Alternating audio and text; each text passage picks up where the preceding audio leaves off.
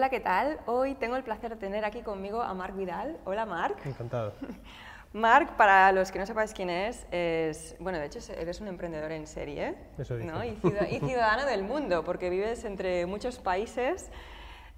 Y tengo el inmenso placer de haber coincidido, bueno, de que hayas coincidido estar por aquí, porque he querido traer a Marc porque ha escrito este libro, Una hormiga en París, que la verdad es que me ha gustado muchísimo, me ha sorprendido mucho. Hablaremos más de este libro a lo largo de la entrevista, pero ha sido bastante sorprendente, me esperaba una cosa mucho más empresarial, puramente, y tiene unas pinceladas bastante poéticas, si te soy franca, pero bueno.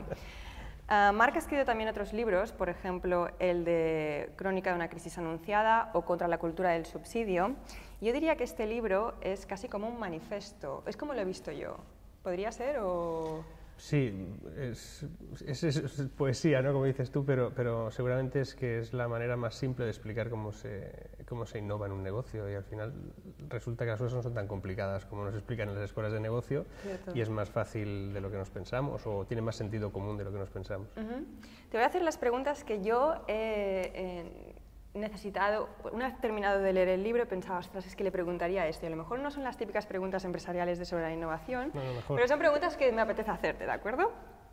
Entonces, la primera es, en el libro hablas o nombras muchas veces la palabra sueños, muchas veces, podría haberlas contado.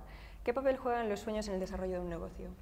Mira, lo primero es que como el libro lo han puesto en las categorías de empresa y economía y tal, y realmente muchas personas me dicen eso, podría haber estado en otras secciones, ¿no? Podría haber estado en autoayuda, dicen, incluso en superación personal, en formación de negocios, e incluso, como dices tú, en literatura, ¿no? Porque al final es una historia, aunque sea real, pero es una historia pues contada como una novela, y como tal también podría estar entrando en ese escenario, en ese punto en el que las cosas son retos que perseguimos, y por eso pues toca la economía, pero también toca lo personal, toca los sueños, y para mí es fundamental. Si tú no tienes sueños que perseguir, si no tienes retos personales que son realmente esas cosas que deseas con tanta fuerza, que eres capaz de superar barreras que otros consideran que no vas a conseguir superar, pues no tendría sentido todo esto.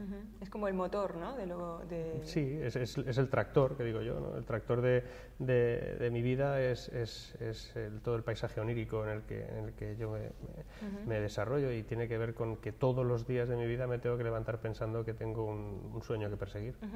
Esto está muy en relación a la siguiente pregunta que quiero hacer, porque además de sueños nombras mucho la palabra ilusión, pasión, el cómo y el por qué. Me suena mucho al Start With Why de Simon Sinek, ¿no?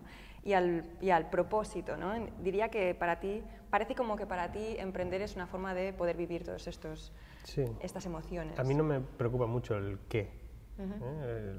Cuando digo que persigo sueños está bien, pero a mí lo que realmente me apasiona de perseguir esos sueños no es el sueño en sí, sino el por qué lo hago, es decir, para vivir de una manera determinada, y el cómo lo hago. Durante ese proceso es un trayecto que tiene que ser lo más vibrante posible. Entonces, si las cosas salen mejor o peor, en mi caso es bastante independiente de que haya disfrutado en el trayecto. Intento hacerlo bien, intento aprender durante todo el proyecto, pero no es tan determinante. Entonces, sí que es cierto que la ilusión, la pasión con la que pongas constantemente en todo lo que haces va a determinar la razón del éxito, es decir, la razón del éxito porque lo consigues, o la razón del éxito por el que lo disfrutas. Y en mi caso, y es una percepción personal, evidentemente que muchas cosas me van a salir mal o me salieron mal, pero cuando retiras de ese paisaje el único destino y te quedas con todo el escenario en el que estás, empiezas a vivir esto de otra manera. Está claro. Y lo has medio como nombrado de pasada, pero en el libro también dices que te arruinaste 2 veces. ¿Qué te mantuvo en pie cuando te arruinaste por completo 2 veces? La primera... Nada. La primera realmente es que cuando hablamos de arruinarse son 2 maneras, me arruiné de 2 maneras distintas. Vale. Una completamente, ¿no? Incluso a nivel anímico, ¿no? Claro. Me quedé totalmente fuera de lo que no era capaz de entender por qué, ni tampoco me habían enseñado a aceptar que eso era una parte más del proceso emprendedor. Y la segunda ya lo hice con cuidado y realmente no me quedé tan mal, pero sobre todo supe qué hacer con esa derrota, que yo le llamo más derrota o error que fracaso, y funcionó bastante bien. En el primer caso son cosas que se explican en 4 minutos, pero se tardan 4 años en digerir, es decir, un error de este tipo es muy difícil, y más en un país como España. Lo único que hice fue irme fuera otra vez, es una dinámica habitual, pero que lo hice así. Y en la segunda, que también fue para, tuve que acabar yéndome a otro lugar, lo que sí que entendí es que si mi fracaso había sido fundamentalmente porque no había sabido dirigir una empresa, es decir, yo había montado una empresa, pero luego no supe dirigirla, no supe entender los procesos directivos, dije que lo que me faltaba era saber de dirección. Entonces lo que hice fue buscar un trabajo donde alguien me enseñara todos los puestos directivos de una compañía, y eso solo había un lugar factible en esos momentos, que era en una empresa llamada Nagerman, y que gestionaba interim managers. O sea, a mí me pusieron a hacer muchas cosas en muchas empresas durante 2 años. Es decir, aquel error me llevó a entender que tenía que aprender algo que no había aprendido siendo emprendedor, tenía que aprenderlo siendo directivo. Exacto. Bueno, de hecho, esta es una pregunta que te quería hacer más adelante, pero me viene perfecto, ¿no? De qué papel tienen los errores dentro de este proceso, ¿no? Mira, yo he aprendido más de los éxitos que de los errores, también tengo que decirlo. Los errores tienen un papel, pero tampoco hay que mitificarlos, claro. ¿no? Es más... evitémoslos. Si puedes vivir casi sin pasar por ellos, es como mejor, ¿no? Pero sí que tienen un valor de conocimiento, de aportación, de talento incluso, ¿no? A lo que todavía no eres capaz de entender que vas a ser capaz de hacer. Cuando estás en un momento muy difícil, sacas lo mejor de ti, o debería de ser así. Sí. De sacar esos recursos que no creías tener, eres capaz de vivir con mucho menos, eres capaz de entender, y eso es lo que yo he sacado de lección de esos momentos. He sido capaz de vivir con muchísimas menos cosas de las que yo pensaba que tenía que vivir. He sabido interpretar mucho mejor el valor de las personas que me rodeaban por lo que me aportaban y no por lo que me hacían ganar, y he sido capaz de entender que en esos escenarios difíciles podía encontrar una vía no de escape, pero sí una vía de obtener un nuevo proyecto e irlo fabricando poco a poco. Cuando cometes un error de este tipo, lo peor es pensar que hiciste lo mejor que se podía hacer, y cómo si he fracasado voy a encontrar otra cosa nueva que sea mejor. Y ahí es donde hay que luchar fuerte, y en mi caso pues lo único que hice fue mantenerme con la idea de que tarde o temprano iba a surgir una nueva historia. Sí, con la esperanza, ¿no? Y de objetivos. En la página 26... De memoria no la tengo muy clara, pero... Hablas de miedos. Quiero leerte una frase solo. Dices... Decidirse y luchar por los propios sueños es la receta definitiva que debe aplicar cualquier emprendedor. Convertir el miedo al fracaso en una oportunidad. ¿Cómo se puede convertir el miedo? Es básicamente lo que estaba comentando. El miedo al fracaso, el miedo al error, nos pone en tensión. Sí. Yo doy conferencias por el mundo, entonces me dicen, ¿estás nervioso cuando sales a conferenciar? Y digo, una barbaridad, ¿no? ¿Sí? Antes de salir, realmente... Siempre. Hay un momento que no, que a veces me entra hasta sueño, pero luego, en cuanto voy a saltar ahí, entre 1000 personas, pues por narices tienes que estar algo nervioso, incluso tienes que tener un poco de pavor a no tropezarte, a no cometer alguna cosa que sea ridícula, ¿no? Sí. A olvidarte de lo que vas a decir, o de conectar bien con la gente. Ese miedo hace que lo hagas mejor. Claro. Ese miedo hace que te pongas en tensión, y eso lo dicen los actores, lo dicen los políticos, lo dice todo el mundo, ¿no? Al final, ponerse delante significa superar el pavor para hacerlo mejor. En el caso del emprendedor también tiene mucho que ver el tener una cierta presencia constante, la sensación de que las cosas también podrían ir mal, nos permite estar con una tensión mucho mayor, y nos permite encontrar oportunidades que seguramente relajados no las encontraríamos. Claro, porque estamos alerta, ¿no? Una de las preguntas que muchos autónomos y pequeños empresarios se hacen siempre es ¿hasta cuándo debo luchar por una empresa que a lo mejor está pasando un mal momento, ¿no? Uno no sabe cuándo ha llegado el momento de soltar, o cuando es que es solo un bache y tiene que seguir, ¿no? ¿Es algo más intuitivo en tu caso? No, a ver, miras los números y dices, ¿esto está así? No hay recetas mágicas para saber cuándo hay que parar. Lo que sí que es cierto es que nuestra cultura empresarial, emprendedora, nuestro entorno, adolece de algunos defectos importantes. En Estados Unidos, en Gran Bretaña, en Alemania, por ejemplo, la suspensión de pagos, nuestro concurso de acreedores, es una herramienta de superación de un problema contable o financiero, o incluso de facturación puntual o de alguna cosa, ¿no? O de impagos. Se declaran en suspensión de pagos mucho antes que nosotros y superan en un porcentaje mucho mayor esa situación grave. En nuestro entorno, en España, por ejemplo, tú te presentas en suspensión de pagos cuando ya no puedes más. O sea, o sea, ponerte en concurso de acreedores quiere decir que vas a cerrar. Sí. Básicamente es eso. Es más, todo el mundo cree que es así, con lo cual es más seguro que lo sea. Quiere decir eso que nosotros no contemplamos algunas herramientas que son factibles de utilizar en momentos difíciles para superar momentos complicados. Y eso tiene que ver mucho en que no somos capaces de interpretar cuándo hay que hacer o cuándo no hay que hacer algunas cosas. Claro. Y a veces, hoy en día, tal y como están los negocios, y más en el entorno en el que me muevo, que es digital, que representa la nueva economía y que tiene que ver con una serie de características que no tienen los negocios tradicionales, prueba-error, por ejemplo, es clave, es decir, estar en beta constante, estar constantemente revisando tu modelo de negocio, ser flexible para poderlo cambiar, pero también aceptar de que las empresas de hoy en día son empresas tremendamente caducas, no van a estar para siempre, y una empresa puede nacer, puede crecer durante 5 años y podemos decidir que muere a esos 5 años sin que pase nada traumático y empezar otra nueva, porque precisamente los costes de poner en marcha negocios hoy en día son mucho menores. Claro. En el libro también hablas hay un capítulo que lo dedicas al talento. Desde tu punto de vista, ¿cómo beneficia e influye trabajar desde tu talento y desde el de tus trabajadores? ¿Cómo beneficia eso? Es clave. O sea, yo tengo una obsesión y es rodearme de gente mejor que yo.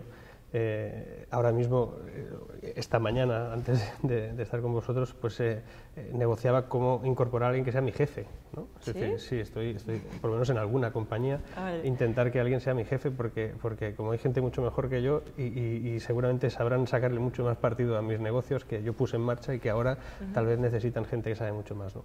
Y es fascinante, realmente el conseguir crear canales de captación de talento, estructuras transversales en la empresa que son capaces de incorporar personas que hacían una cosa en otra y descubrir que incluso ellos lo disfrutan cuando han sido comerciales durante un tiempo y pasan a ser gestores de recursos humanos, por decir algo, o alguien que es un desarrollador tecnológico puro y duro, de ceros y unos, de repente lo pasas a marketing y empieza a interpretar aquello de otra manera y disfrutan, y tú descubres que hay gente que tiene talentos ocultos de los que yo me nutro fundamentalmente, y que además la suerte de trabajar con gente de diferentes edades, una obsesión que también tengo, no intento que no tengo un cuadro de gente joven solo, ni gente muy mayor, sino que intento coordinarlo lo mayor posible, es tremendamente enriquecedor.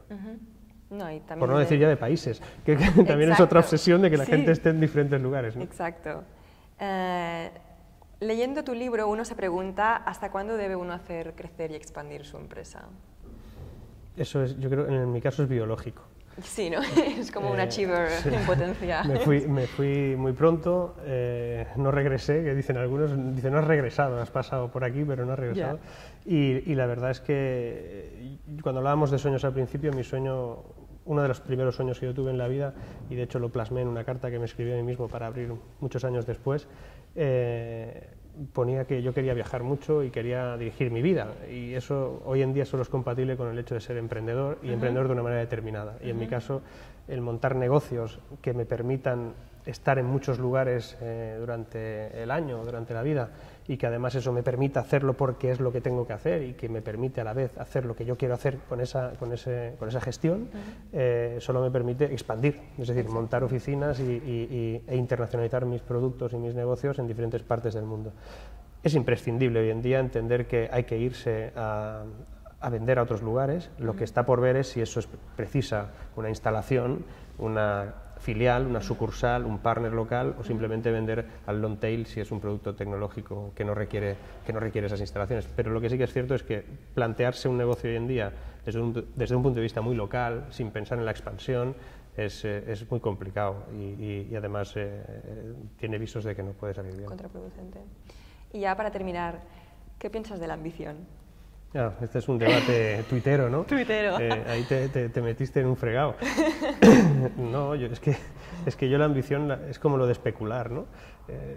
Hay términos que suenan mal, no sabemos a veces ni el por qué, o porque pertenecen a la cultura semántica que le ha dado esa característica.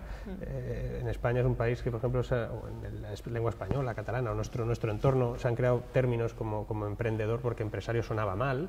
Dice, todo emprendedor es empresario, dice, pero hay que intentar que todos los empresarios sean emprendedores, pero realmente son casi la misma cosa, ¿no? Claro. En el mundo anglosajón solo existe un término, entrepreneur, y ahí está todo metido, ¿no? Dice, no, businessman es un directivo de empresa, no es un emprendedor ni un empresario. pues nosotros tenemos términos como, por ejemplo, la ambición o especular, ¿no? Y especular, al fin y al cabo, es lo que hacemos todos los días, todas las personas del mundo, cuando tenemos la posibilidad de vender algo con un poquito más de valor sobre el que está previsto. Entonces especulas con el que lo tienes, no lo tienes, lo suelto, no lo suelto. Y yo no lo veo mal, lo que veo es la especulación negativa en otros campos, ¿no?